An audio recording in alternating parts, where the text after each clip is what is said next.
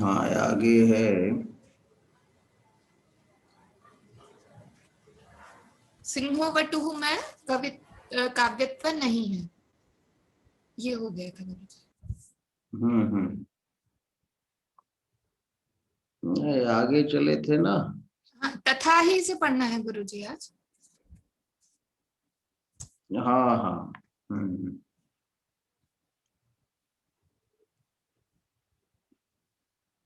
तो यहाँ ये हुआ कि सिंह शब्द से जो पराक्रम का अतिशय अर्थ ज्ञात होता है बटु में, जी। तो बटु में ज्ञात होने वाला पराक्रमातिशय रूप अर्थ जो है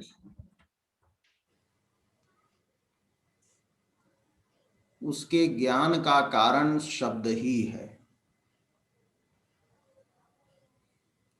यहां तक ये बताया था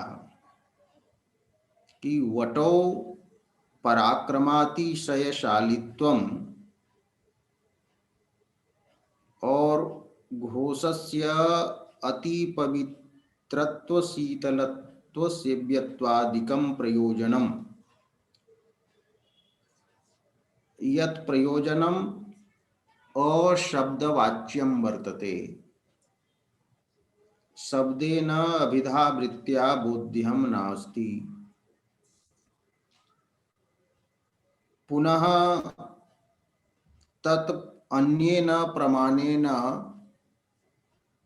प्रतिपन्नम ज्ञातम नास्ति प्रमाणांतरेण अप्रतिपन्नम वर्तते।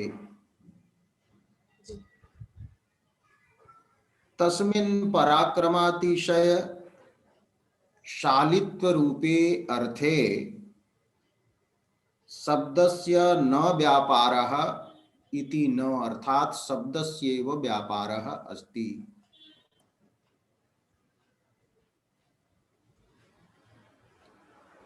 पुनः उच्यते प्रश्नः भवति भवता कथम उच्यते यत् पराक्रमातिशय रूपः यः अर्थः स सोऽर्थः अन्येन प्रमाणेन ज्ञातुं न शक्यते।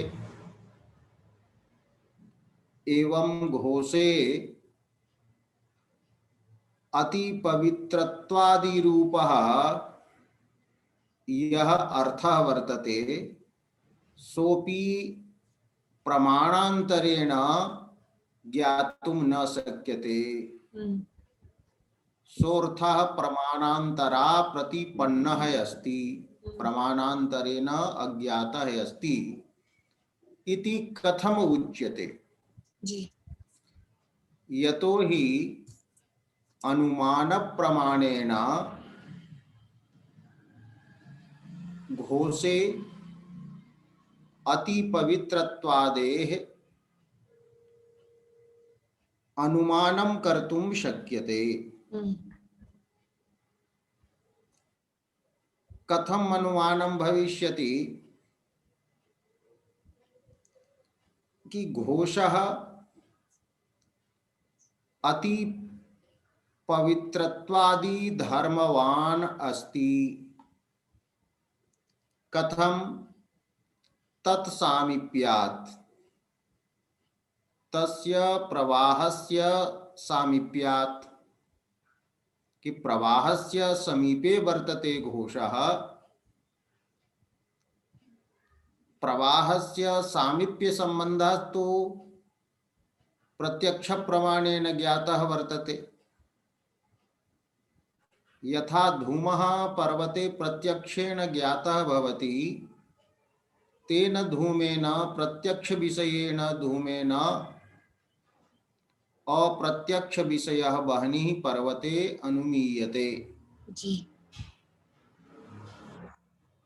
तथैव अत्रापि प्रवाह सामीप्यम घोषे प्रत्यक्षतया ज्ञातम अस्ति। तेन प्रवाह सामीप्येन हेतुना घोषे अति पवित्रत्वादेः शैत्यपावनत्वादेः ज्ञानं भविष्यति। त अनुमान प्रमाणेनैव तद् ज्ञातं भवति। अतः तत्र शब्दस्य व्यापारः किमर्थं कल्पनीयः इति प्रश्नः जातः। तदा उत्तरं दीयते प्रवाह सामीप्यम यत् अस्ति तत् अनैकान्तिकः हेतुः अस्ति। साधारणः हेत्वाभासः अयं वर्तते। प्रवाहस्य सामीप्यं तत्रापि भवति यत्र पवित्रतादि न भवति। प्रवाहस्य समीपस्थे देशे यदि विष्ठादयः भवन्ति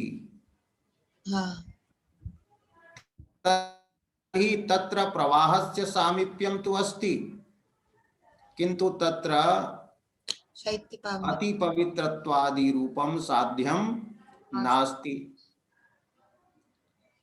तो अति पवित्रत्वादि रूप साध्यस्य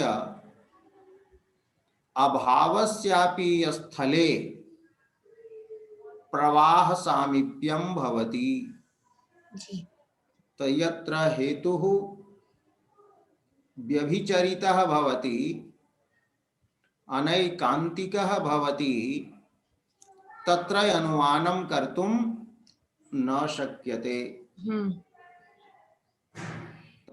प्रवाह सामीप्यस्य अति पवित्रत्वादि स्थले अति पवित्रत्वादेः अभावस्यापि च स्थले विद्यमानत्वेन एतेन हेतुना अनुमानं कर्तुं न शक्यते। तदेव उच्यते तथा हि तत्सामीप्यात् तद्धर्मत्वं। मने प्रवाह सामीप्यात् प्रवाहगतं यत् अति पवित्रत्वादि वर्तते तत्रापि स्यात्। तो प्रवाह सामीप्यात् प्रवाहगत धर्माणाम् अनुमानं कर्तुं न शक्यते। सज्जनस्य समीपे निरन्तरं निवसनयपि दुर्जनः सज्जननिष्ठ गुणान् कदाचित् न प्राप्नोति। एवं दुर्जन समीपवर्ती अपि सज्जनः दुर्जननिष्ठ धर्मवान न भवति, दुर्जनतावान न भवति।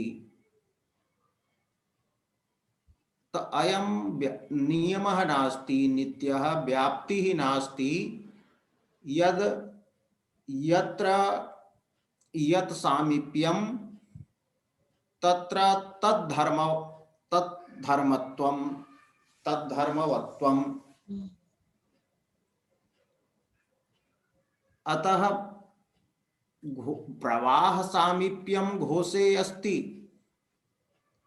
किंतु प्रवाहनिष्ठ अति पवित्रत्वादि धर्मस्य तत्र प्रतीतिः अनुमानेन कर्तुं न शक्यते यतो हि सामीप्यं व्यभिचरति। तत् सामीप्यात् मने तस्य प्रवाहस्य सामीप्यात् तद्धर्मत्वानुमानम् अनैकान्तिकं वर्तते। अतः अनुमानेन अनुमान प्रमाणेन ज्ञातुं न शक्यते।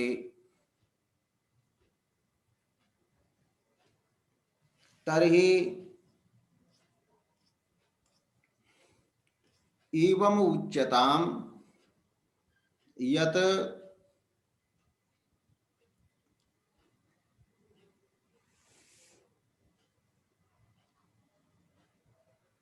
सिंह शब्देन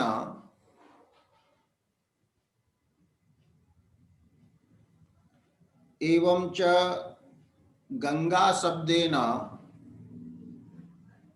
वाच्यत्वं यत्र भवति तत्र तद्धर्माः तिष्ठन्ति। तो उच्यते गंगा शब्दवाच्यत्वं प्रवाहे अस्ति, सिंह शब्दवाच्यत्वं सिंहे वर्तते, सिंह शब्दवाच्यत्वं बटौ नास्ति। बटुः सिंह शब्दस्य वाच्यार्थः नास्ति। यदि सिंह शब्दवाच्यत्वं बटोः स्यात् तर्हि तथा वक्तुं शक्येत, किंतु सिंह शब्दवाच्यत्वं बटोः असिद्धं वर्तते।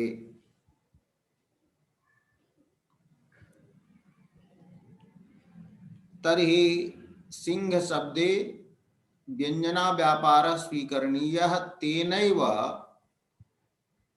बटुगतत्वेन पराक्रमस्य ज्ञानं भवति। गंगा शब्दे व्यंजना व्यापारः अंगीकर्तव्यः, तेनैव घोषगतत्वेन अति पवित्रत्वादेः प्रतीति भवति। तो शब्द प्रमाणेन तत्र प्रतीति भवति, न तो अनुमानेन। तो गुरुजी यहाँ हेत्वाभास है, इसी कारण से लक्षणा से ज्ञान नहीं होगा, ऐसा है? नहीं नहीं, अनुमान से नहीं होगा। अनुमान से नहीं होगा, ठीक। हाँ, अनुमान बता रहे हैं। पहले बताया ना कि सत्य पावनत्व जो है वो किसी दूसरे प्रमाण से ज्ञात नहीं है। हाँ जी। तब कोई कहेगा कि अनुमान प्रमाण से तो ज्ञात कर लेंगे इस प्रकार से।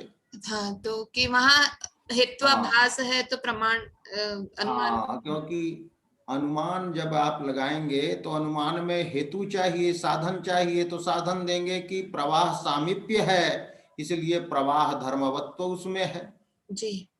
घोष में प्रवाह का भी सामीप्य है, तो प्रवाहगत धर्मवत्व भी उसमें होगा। तो कहे ये नियम नहीं है कि प्रवाह सामीप्य जिसमें हो, तत्सामीप्य जिसमें हो उसमें तद्धर्मत्व हो, ये कोई आवश्यक नहीं है जी। प्रवाह के समीप में अन्य भी पदार्थ रहते हैं, लेकिन उसमें अति पवित्रत्व नहीं होता है। गुरुजी, अत्र हेतोः काव्यगतत्वात् अलौकिकत्वं, ततः हेतवाभासत्वमपि अत्र न सम्भवति इति उच्यमाने किं वक्तुं नाम काव्यगतत्वात् हेतोः अलौकिकत्वं सिद्धम्, अतः हेतवाभासः अत्र योजयितुं न शक्यन्ते इत्युक्ते किं वक्तुं शक्नुमः? हेत्वाभासः प्रदर्श्यते यत् प्रदर्श्यतां नाम, परन्तु अत्र हेतुः अत्र काव्यं खलु, काव्यम् अलौकिकं तत्त्वं। न काव्यं नहीं है, सिंहो बटुः इति काव्यं नास्ति, किंतु अत्रापि सिंह शब्दात् बटौजः पराक्रमः प्रतीयते, स अनुमानेन भवितुम् अर्हति अथवा न भवितुम् अर्हति इति विचारस्तु कर्तव्यः।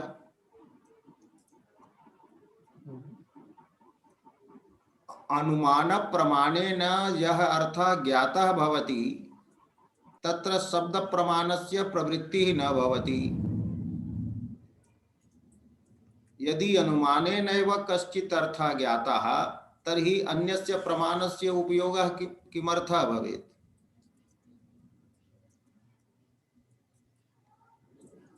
अतः काव्यं भवतु अथवा न भवतु, किंतु विचारः वर्तते शब्द प्रमाणेन ज्ञेयः भवति पावनत्वादिः अथवा अनुमान प्रमाणेन ज्ञेयः भवति इति विचारः प्रवर्तते। एवं हाँ, तत्र उच्यते शब्द प्रमाणेनैव सोऽर्थः वेद्यः भवति, अनुमान प्रमाणम तत्र न प्रवर्तते हेत्वाभाषात्।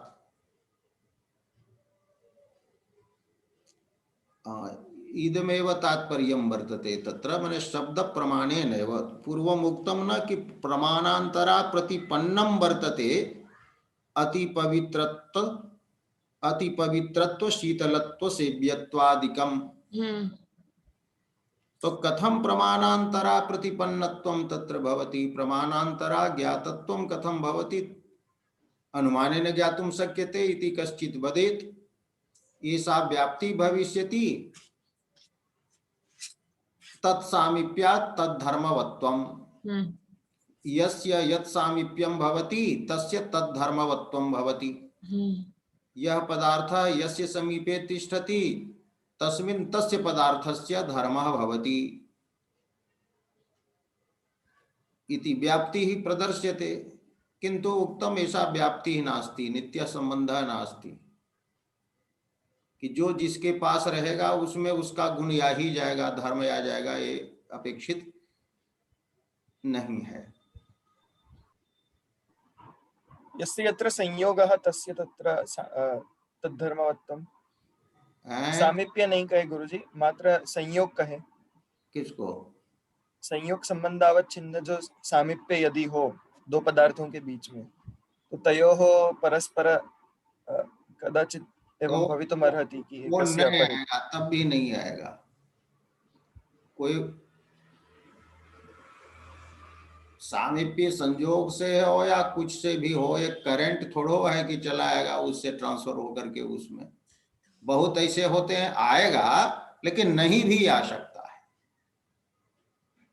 बहुत पदार्थ है कि उसमें अब है कि उनमें अग्नि का संयोग होने पर भी दाह नहीं होता है जी। तो अग्नि संयोग होने पर भी स्वर्ण का दाह नहीं होता। बहुत देखा गया है कि साधु संतों के साथ ही बराबर रहते हैं लेकिन फेरे में रहते हैं कि कब हो कि इसके धन को चुरा लें, हम हरण कर लें। संयोग बहुत होता है, उसका पैर दबाते हैं, थी करते हैं, लेकिन फिर भी वो उनका गुण इनमें नहीं आता है और न इनका गुण उसमें जाता है।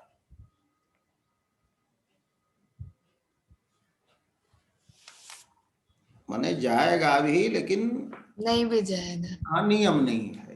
तो अनुमान के लिए तो निश्चय नहीं चाहिए जी। कि हेतु व्यभिचरित हुआ तब अनुमान नहीं हुआ।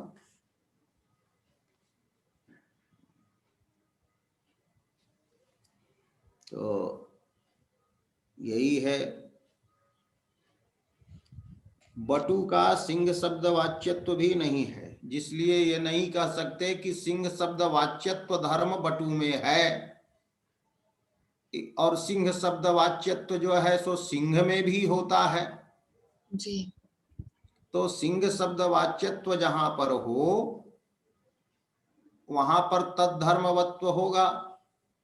तो सिंह शब्द वाच्यत्व शेर में है तो शेर में पराक्रम आदि का बोध होता है। उसी प्रकार सिंह शब्द वाच्यत्व बटु का यदि होता तो हम कह सकते थे कि शौर्य आदि का बोध उसमें अनुमान से ही हो जाता कि बटुहु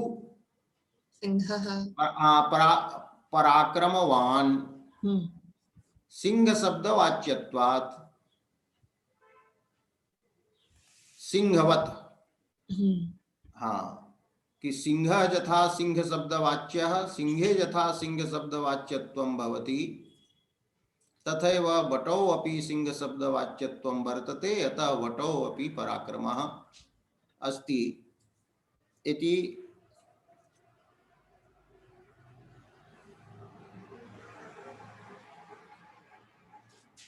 सिंह शब्दवाच्यत्वाभावात् वटौ अथवा घोषे अनुमानम पवित्रत्वादेः पराक्रमादेश्च अनुमानम कर्तुं न शक्यते। तो तदेव उक्तम सिंह शब्दवाच्यत्वं वटोः असिद्धम। वटु रूपे पक्षे सिंह शब्दवाच्यत्व रूपः यः हेतुः वर्तते स केनचित् प्रमाणेन सिद्धः नास्ति। अतः असिद्धत्व रूपः अपि हेत्वाभाषः यत्र वर्तते। पुनः अग्रे प्रश्नः क्रियते अथ एवं कि यत्र यत्र एवं शब्द प्रयोगः तत्र तत्र तद्धर्म योगः इति अनुमानं भवतु। कि यत्र यत्र अनेन प्रकारेण लक्षणया शब्द प्रयोगः भवति तत्र तत्र तद्धर्म योगः प्रतीयते तद्धर्म संबंधः प्रतीयते। ऐसी व्याप्ति बना लेंगे तो अनुमान से बोध हो जाएगा, क्योंकि जहां जहां लक्षणा से प्रयोग होगा वहां वहां पर शक्य वृत्ति धर्म का वाच्य वृत्ति धर्म का ज्ञान होगा।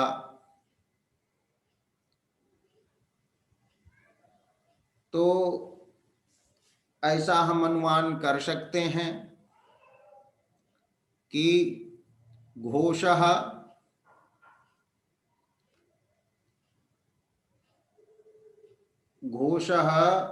शैत्यपावनत्वादिमान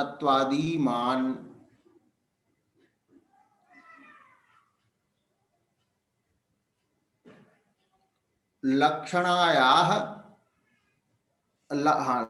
लक्षणाबोध्य तटे वर्तमानत्वात्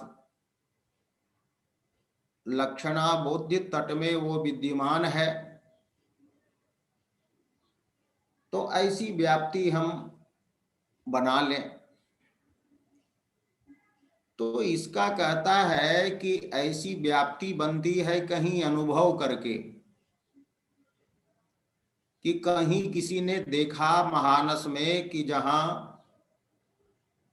धूम होता है वहां बहनी होती है, तो व्याप्ति का ग्राहक प्रमाण वहां प्रत्यक्ष है महानस में। तब पर्वत में धूम केवल दिखाई पड़ता है तो बहनी का अनुमान होता है। तो दृष्टांत एक आप बताइए कि यत्र लक्षणया प्रयोगः तत्र तद्धर्मवत्वं भवति, माने शक्य धर्मवत्वं भवति। ऐसा एक उदाहरण दीजिए। तो ये अभिनव गुप्त कहते हैं कि ऐसा उदाहरण कहाँ आप बताइएगा तब न ये व्याप्ति सिद्ध होगी जी। तो उदाहरण आप दे ही नहीं सकते, क्योंकि उदाहरण जो होता है वो पक्ष से भिन्न होता है। जैसे पर्वत को पक्ष आप मनाते हैं तो हमको उदाहरण जो देते हैं सो महानस देते हैं जो पक्ष से भिन्न पदार्थ है। और आपने तो सारे पक्ष को ले लिया कि यत्र यत्र एवं विधा शब्द एवं शब्द प्रयोगः तत्र तत्र तद्धर्म योगः। तो ये तो सारे संसार को आपने पक्ष बना लिया इसमें, तो दृष्टांत कहाँ मिल रहा है आपको? गुरुजी केवल व्यतिरेकी हेतु भी तो होते हैं। क्या? केवल व्यतिरेकी भी तो होते हैं, जैसे यत्र यत्र ज्ञानम तत्र तत्र आत्मा। अब ज्ञानम विहाय तो आत्मा नैव तिष्ठति। क्या? यत्र यत्र ज्ञानम तत्र तत्र जीवः, न ये भी तो ऐसा ही है। तो दृष्टांत कोई भी दीजिएगा ना, सारे सब न कहीं कहीं पर किसी को अनुभव यदि हुआ हो कि जो लक्षणा से जहां प्रयोग होगा वहां पर ऐसी तद्धर्म योग की प्रतीति होगी, ऐसा आप जो यहां पर कहेंगे, तो इस व्याप्ति का ग्राहक कोई प्रमाण चाहिए कि कहीं प्रत्यक्ष किसी ने किया हो। तो प्रत्यक्ष आदि प्रमाण के अभाव में यहां पर व्याप्ति नहीं बैठती, और व्यतिरेक केवल व्यतिरेकी अनुमान भी होता है। तो जहां पर दो में अन्वय व्याप्ति होती है, अन्वय व्याप्ति जब प्रत्यक्षादि प्रमाण से गृहीत होती है तभी व्यतिरेक दिखा सकते हैं हम वहां पर।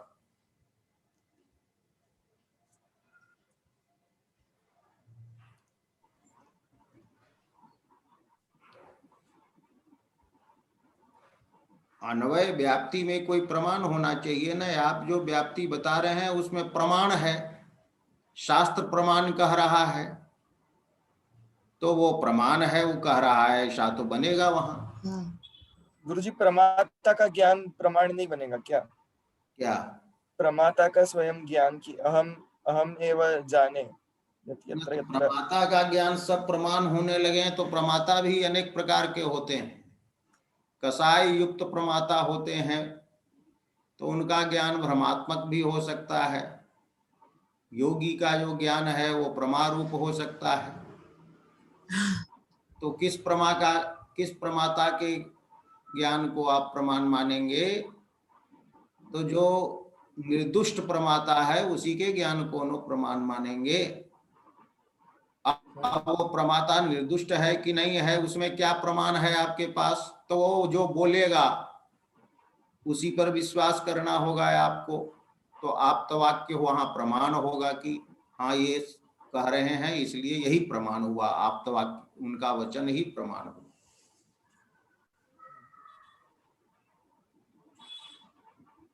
ठीक है गुरु। तो वही कहते हैं, तस्य अपि व्याप्ति ग्रहण काले मौलिकम प्रमाणांतरम वाच्यम। मौलिक मूलभूत कोई प्रमाण बताइए। और न च अस्ति,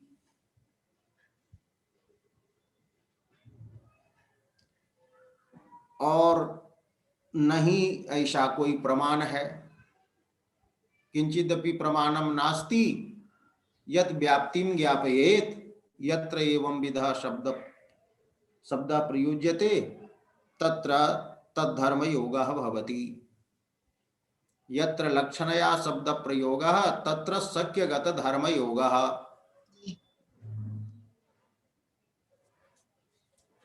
तो न चास्ति। अब कहते हैं कि इसको स्मृति मान लीजिए। संस्कार जन्य ज्ञान को स्मृति कहते हैं।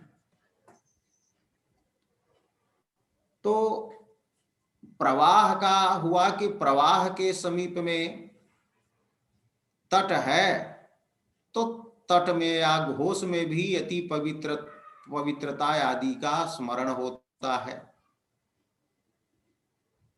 तो ये कहते हैं कि घोष में पवित्रता आदि का स्मरण भी स्मृति नहीं है, क्योंकि अनुभूत अर्थ का ही स्मरण होता है। ज्ञात विषय स्मृति। तो तो शैत्य पावनत्व का हमको अनुभव प्रवाह में है, तो स्मृति भी कभी संस्कार से होगी, तो प्रवाहगत शैत्य पावनत्व की स्मृति होगी। जी।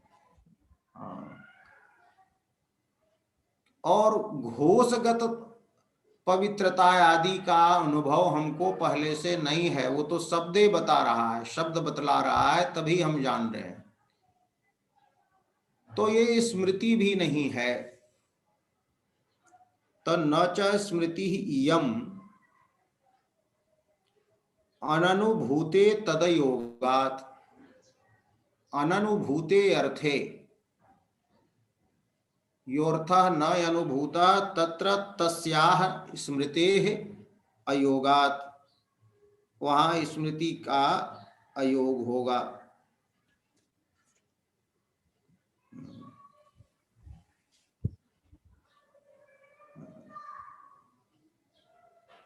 पुनः यदि कोई कहे कि ये नियम नहीं हम मानेंगे कि अनुभूत का ही स्मरण होता है, तो यदि ऐसा मानेंगे तब क्या होगा कि किसी का स्मरण नियम के अभाव होने पर भी होगा। तो उसका खंडन करते हैं कि नियमा प्रतिपत्तेः वक्तुः एतदेव विवक्षितम् इति अध्यवसायाभाव प्रसंगाच्च।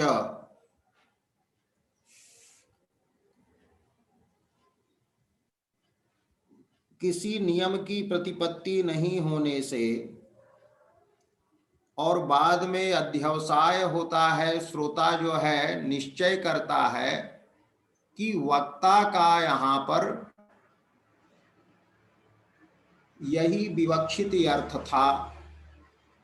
गंगा शब्द से उसका विवक्षित अर्थ था शैत्य पावनत्व, घोषगत शैत्य पावनत्व का बोध कराना। सिंह शब्द से विवक्षित अर्थ था बटुगत पराक्रम का बोध कराना। तो ये अध्यवसाय होता है, निश्चय होता है कि वक्ता का यहाँ यही अभिप्राय है, इसलिए स्मृति इसको हम नहीं कह सकते, क्योंकि इस शब्द के सुनने के बाद ये अध्यवसाय होता है, निश्चय होता है कि वक्ता यहाँ इस वाक्य से यह अर्थ कहना चाहता है। यदि स्मृति होती तब तो ऐसा निश्चय नहीं होता कि वक्ता का अभिप्राय ये है। तो नियमस्य अप्रतिपत्तेः वक्तुः एतदेव विवक्षितम् अस्ति यत्र इति अध्यवसायस्य निश्चयस्य अभावस्य प्रसंगाच्च। तो स्मृति नहीं मान सकते, क्योंकि निश्चय उसके बाद होता है कि वक्ता का यह विवक्षित अर्थ यहाँ ये है। इति तावत अत्र शब्दस्य व्यापारः। तो यहाँ इनको सिद्ध करना है कि अत्र घोषगत शैत्य पावनत्व विषय में, बटुगत पराक्रमातिशय विषय में शब्द का व्यापार कोई है। शब्द व्यापारस्य विषयः वर्तते अति पवित्रत्वादिः। तो अत्र अस्मिन् विषये शब्दस्य व्यापारः अस्ति।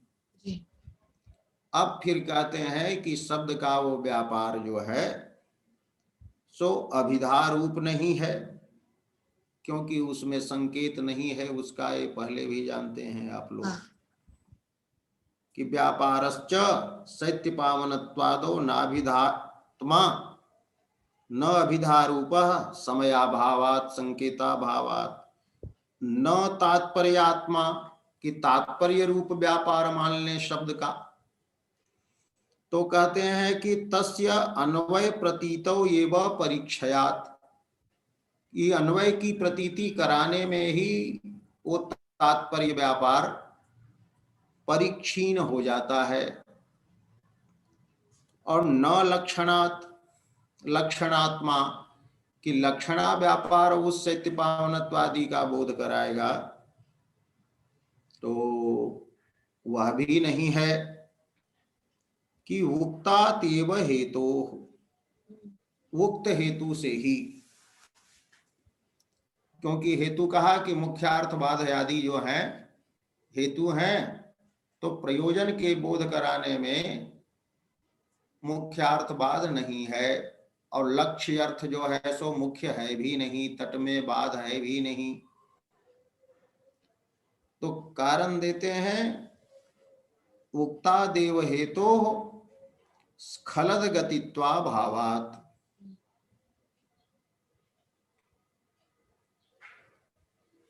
ये शब्द की गति माने बोधकता शक्ति जब किसी अर्थ को बतलाने में असमर्थ हो जाती है, तब लक्षणा का आश्रय लिया जाता है। जैसे गंगा शब्द तट रूप अर्थ के बतलाने में असमर्थ है, गंगा शब्द की गति माने शक्ति अभिधा तट रूप अर्थ को बतलाने में असमर्थ है, और मुख्यार्थ बाध आदि हो जाता है, तो लक्षणा का आश्रय लिया जाता है। तो स्खलत गतित्वस्य अभावात्, यदि वहां भी कर देंगे कि शब्द की गति प्रयोजन के बोध कराने में भी स्खलत गतित्व हो रहा है, तो फिर मुख्यार्थ बाधा होगी, कोई निमित्त होगा, कोई प्रयोजन होगा, ये अनवस्था दोष हो जाएगा। ये बताया था काव्य प्रकाश में भी। तो वही ये बतला रहे हैं कि प्रयोजन में प्रयोजन मानेंगे, तट मुख्य अर्थ नहीं है और उसमें बाध भी नहीं है, घोषाधिकरणत्व तट रूप अर्थ में बाधित नहीं है, तब भी कोई प्रयोजनांतर की कल्पना करेंगे तो अनवस्था दोष हो जाएगी।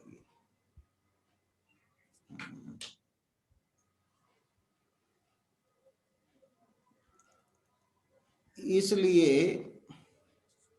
किसी ने कहा था अतएव यत् केनचित् लक्षित लक्षणा नाम कृतम तद व्यसन मात्रम।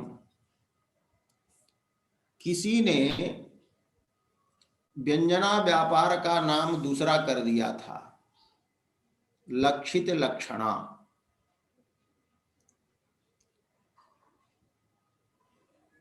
कि गंगा शब्द से लक्षित होता है तट, और लक्षित तट में लक्षणा होती है, उससे सत्य पावनत्व आदि का बोध होता है। तो लक्षिते लक्षणा या लक्षितस्य लक्षणा, तो वो जो दूसरी लक्षणा जो होगी, लक्षित में जो लक्षणा है वो लक्षणा वस्तुतः है व्यंजना, ध्वनन व्यापार। तो उसका नाम इसने किसी ने लक्षित लक्षणा रखा, वो उसका व्यसन मात्र केवल था। व्यसन आदत लग जाती है किसी को कि लक्षणा में इतनी भक्ति हो गई कि दूसरा व्यापार मानने को नहीं तैयार है, तो हार करके कहेगा कि ये दूसरा व्यापार तो है जी, लेकिन उसको हम लक्षणा ही कहेंगे, क्योंकि लक्षणा के मोह में हम पड़े हुए हैं, हम लक्षणा के भक्त हैं। तो भक्त को इष्ट देव ही सब जगह दिखाते हैं, इष्ट देवी ही दिखाती है, तो लक्षणा ही कहेंगे। तो कहा कि वो उनका व्यसन है। तो लक्षणावादी मुकुल भट्ट ये सब जो हैं वो लक्षणा से ही प्रयोजन आदि का बोध कराते हैं। भक्ति में ही भक्ति हो गई गुरुजी उनकी। हाँ हाँ, लक्षित हो गया लक्षणा से बोधित अर्थ, जी गुरुजी। और बोधित अर्थ की लक्षणा या बोधित अर्थ में लक्षणा मानेंगे कि वो अर्थ दूसरे अर्थ को बताएगा। तो गुरुजी अगर ऐसा मानेंगे तो द्वितीय लक्षणा में भी मुख्यार्थ बाधादि होने चाहिए। हाँ, तो नए है लेकिन- मुख्यार्थ बात है आदि, तभी हम उसको लक्षणा ही कहेंगे, क्योंकि हमको लक्षणा के अतिरिक्त हम संसार में कुछ नहीं देखना चाहते हैं। जैसे अपने सिद्धांत के प्रति मोह होता है ना, कि कोई अच्छा भी दूसरा कहता है तो कहता है नहीं नहीं वो सब नहीं, हम तो वही कहेंगे उसको। जी हाँ, जब कोई कहेंगे किसी को ब्रह्म है जी, तो ब्रह्म नहीं मानेगा, नहीं नहीं विष्णु कहिए, नारायण कहिए, लेकिन सब लक्षण वही सब बताएगा कि नारायण शब्द से भी जो तत्व माने जाएंगे तो वही होंगे सब, लेकिन वो शब्द मोह है। हाँ। तो वही ये कहते हैं तद व्यसन मात्रम। तो तस्मात् अभिधा तात्पर्य लक्षणा व्यतिरिक्तः, अभिधा तात्पर्य और लक्षणा से भिन्न चतुर्थ असौ व्यापार है अस्ति, जिसके ये सब नाम हैं ध्वनन द्योतन व्यंजन प्रत्यायन गमनादि सोदर व्यपदेश, गमन आदि के समान और भी व्यपदेश इसके नाम हैं। उस सोदर व्यपदेश मने नाम से निरूपित होता है ये। तो द्योतन व्यपदेशेन, ध्वनन व्यपदेशेन, व्यंजन व्यपदेशेन, प्रत्यायन व्यपदेशेन, अवगमन व्यपदेशेन आदि गमनादि सोदरा अन्येपि व्यंजना इत्यादयः ये शब्दाः सन्ति, तैः व्यपदेशैः निरूपितः अयं चतुर्थः व्यापारः अभ्युपगन्तव्यः स्वीकरणीयः, ये कहते हैं। और वो आगे बताएंगे, ये कारिका की व्याख्यान में वो कहेंगे कि मुख्यां वृत्तिम परित्यज्य गुणवृत्त्यार्थ दर्शनम यदुद्दिश्य फलम तत्र शब्दो नैव स्खलत गतिः, कि मुख्या वृत्ति को मने गंगा तटे घोषः जब कहते तो तट शब्द से मुख्या वृत्ति से तट रूप अर्थ का दर्शन होता, बोधन होता, ज्ञापन होता। तो गंगा शब्द से हम कहते हैं तट को, तो तटगत मुख्या वृत्ति को छोड़कर गुण वृत्ति से, गंगा पदगत लक्षणा वृत्ति से अर्थ का दर्शन जो कराते हैं, बोधन जो कराता है वक्ता, वो किस लिए कराता है? फल को उद्देश्य करके। तो जिस फल को उद्देश्य करके ऐसा वो वक्ता करता है, तत्र उस फल के बोधन में शब्द जो है उसकी गति स्खलित नहीं है, शब्द ही उसको बतलाएगा, शब्द में ही सामर्थ्य है कि वो शैत्य पावनत्व को बतलाएगा।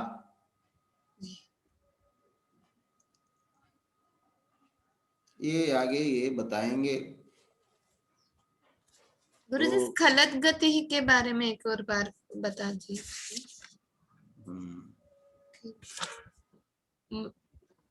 गति का अर्थ कीजिए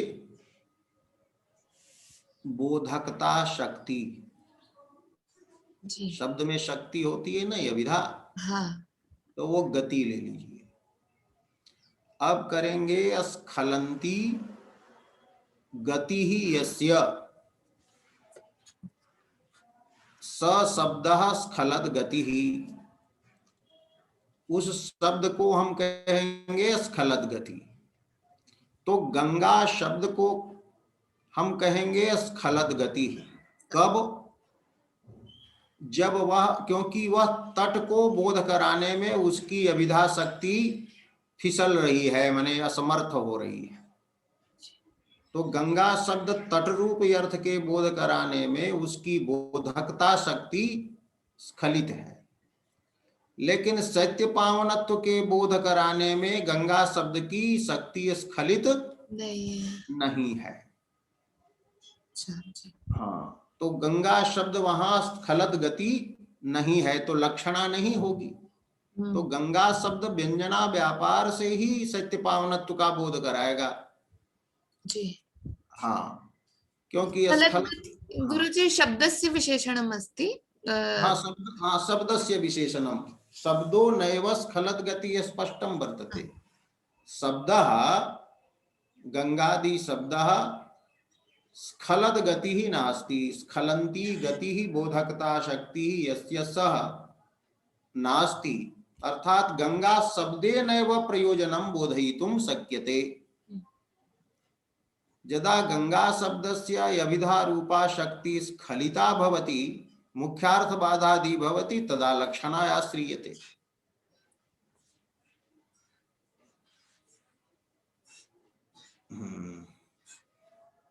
एवं इस प्रकार ये कहते हैं कि तेन समयापेक्षा वाच्यार्थावगमन शक्ति अभिधा शक्ति है। ये तीनों का एक जगह उपसंहार कर दे रहे हैं कि संकेत की अपेक्षा करके जो वाच्यार्थ का ज्ञान कराती है शक्ति, वो अभिधा शक्ति है।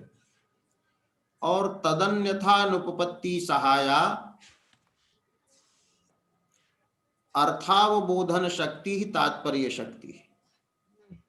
यह अभिधा की वहां अन्यथा अनुपपत्ति जिसका है सहायक, ऐसा अर्थावबोधन शक्ति का मतलब यहां होगा वाक्यार्थावबोधन शक्ति, अर्थ के अन्वय बोध कराने की जो शक्ति है।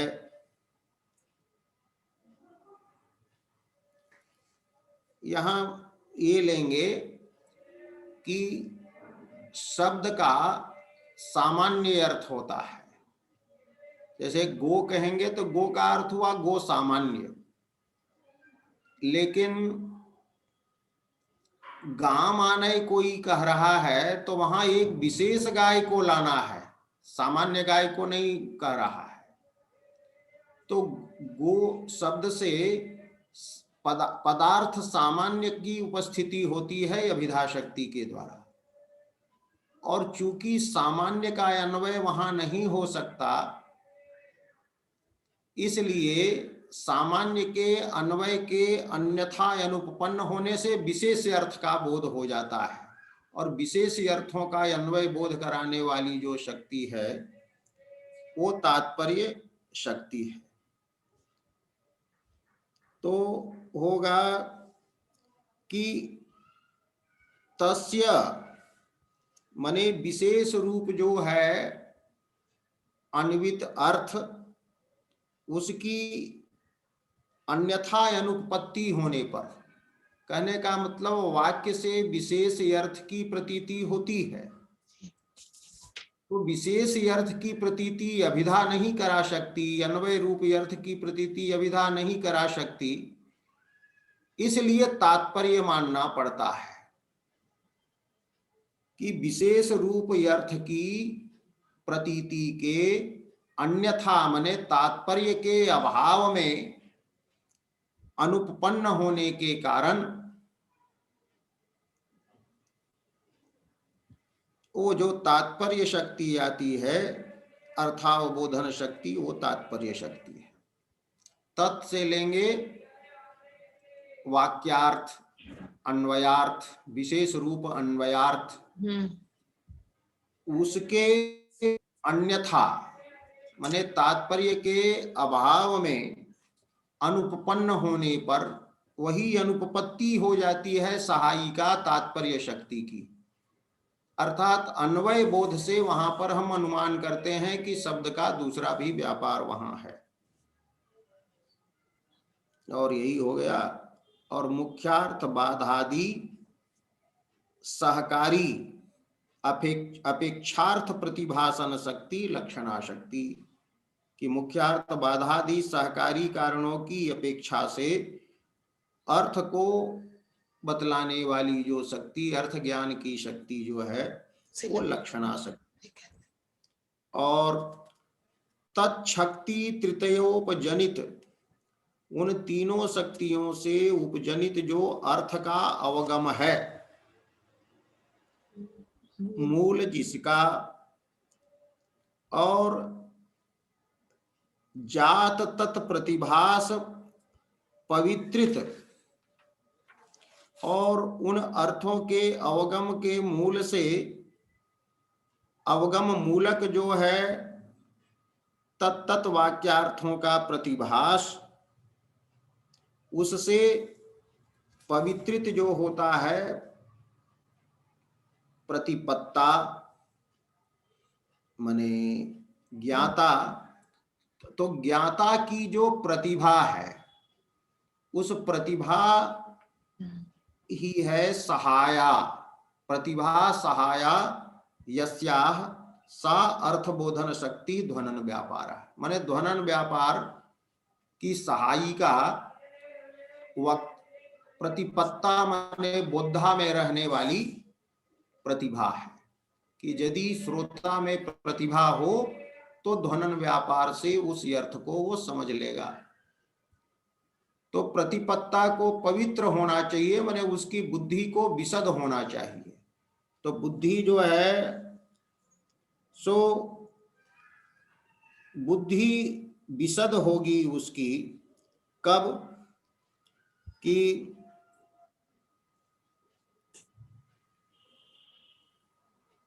जब इन तीन अर्थों का अवगम होगा उसको, पदार्थ का, वाक्यार्थ का और लक्ष्यार्थ का।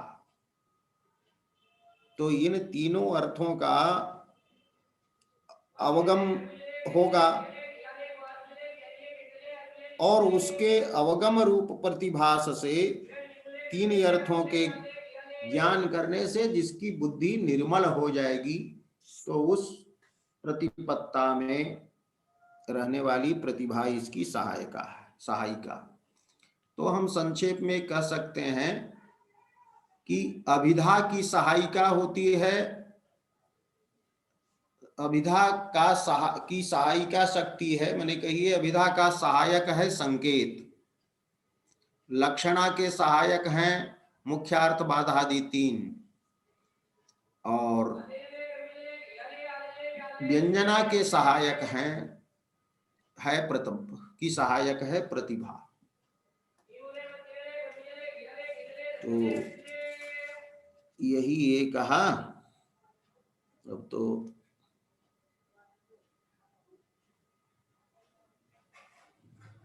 हाँ, तो ध्वनन व्यापार है, अब इसको यहीं रहने दीजिए।